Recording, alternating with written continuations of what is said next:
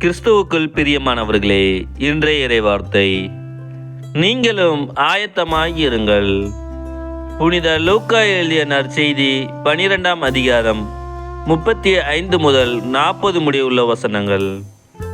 அக்காலத்தில் இயேசு தம் சீடருக்கு கூறியது, உங்கள் இடையை வரிந்து கட்டி கொள்ளுங்கள், விளக்குகளும் எரிந்து கொண்டிருக்கட்டும். திருமண விருந்துக்கு போயிருந்த தம் தலைவர் திரும்பி வந்து தட்டும்போது உடனே அவருக்கு கதவை திறக்க காத்திருக்கும் பணியாளருக்கு ஒப்பாய் இருங்கள். தலைவர் வந்து பார்க்கும்போது விழித்திருக்கும் பணியாளர்கள் பேறு பெற்றவர்கள். அவர் தம் இடையை வரிந்து கட்டிக்கொண்டு அவர்களை பந்தியில் அமரச் செய்து அவர்களிடம் வந்து பணிவிடை செய்வார் என உறுதியாக உங்களுக்கு சொல்கிறேன்.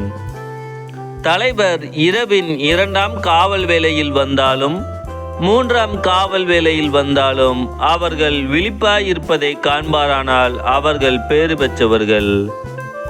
எந்த நேரத்தில் திருடன் வருவான் என்று வீட்டு உரிமையாளருக்கு தெரிந்திருந்தால் அவர் தம் வீட்டில் கன்னமிட விடமாட்டார் என்பதை அறிவீர்கள்.